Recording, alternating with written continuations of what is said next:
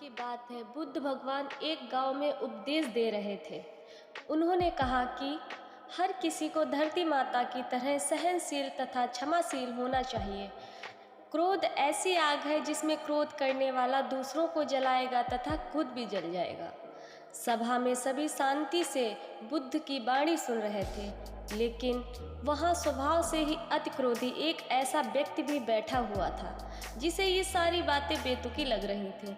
वह कुछ देर ये सब सुनता रहा, फिर अचानक ही आग बबूला होकर बोलने लगा, तुम पाखंडी हो, बड़ी बड़ी बातें करना यही तुम्हारा काम है। तुम लोगों को भ्रमित कर रहे हो। तुम्हारी ये बातें आज के समय में कोई मायने नहीं रखती।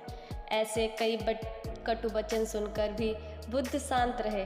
अपनी बातों से ना तो वह दुखी हुए, ना ही कोई प्रतिक्रिया की। यह देखकर वह व्यक्ति और भी क्रोधित हो गया और उसने बुद्ध के मुंह पर थूक कर वहां से चला गया।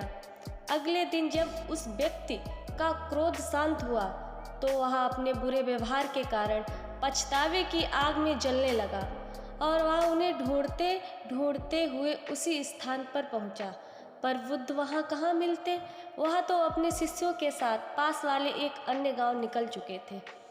व्यक्ति ने बुद्ध के बारे में लोगों से पूछा और ढूंढते ढूंढते जहां बुद्ध प्रवचन दे रहे थे वहां जा पहुंचा। उन्हें देखते ही उनके चरणों में गिर पड़ा और बोला, मुझे क्षमा कीजिए प्रभु। बुद्ध ने पूछा, कौन हो भाई, तुम्हें क्या हुआ है, क्यों क्षमा मांग रहे हो? उसने कहा, क्या आप भूल गए, मैं वही हूँ जिसने कल आपके साथ बहुत बुरा व्यवहार किया था। मैं शर्मिंदा हूँ, मेरे दुष्ट आचरण की क्षमा याचना करने आया हूँ। भगवान बुद्ध ने प्रेम पूर्वक कहा, बीता हुआ कल तो मैं वहीं छोड़कर आया हूँ और तुम अभी भी वहीं अटके हुए हो। तुम्हें अपनी गलती का आभास हो गया, तुमने पश्चाताप कर लिया, तुम निर्मल हो चुके हो। अब तुम आज में प्रवेश करो। बुरी बातें तथा बुरी घटनाएं याद करते रहने से वर्तमान और भविष्य दोनों बिगड़ जाते हैं। बीते हुए कल के कारण आज को मत बिगाड़ो। उस व्यक्ति का सारा बोझ उतर गया। उसने भगवान बुद्ध के चरणों में पड़कर क्रोध त्याग का, क्षमाशीलता का संकल्प लिया। बुद्ध ने उसके मस्तिष्क पर आशीष का हाथ रखा। उस दिन से उसमें परिवर्तन आ गया और उसके जीवन में सत्य, प्रेम व करुणा की धारा बहने लगी।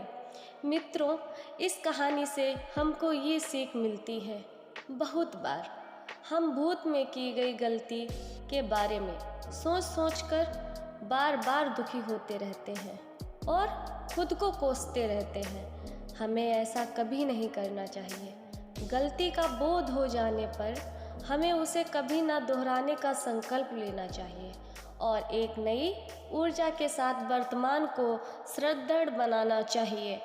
धन्यवाद।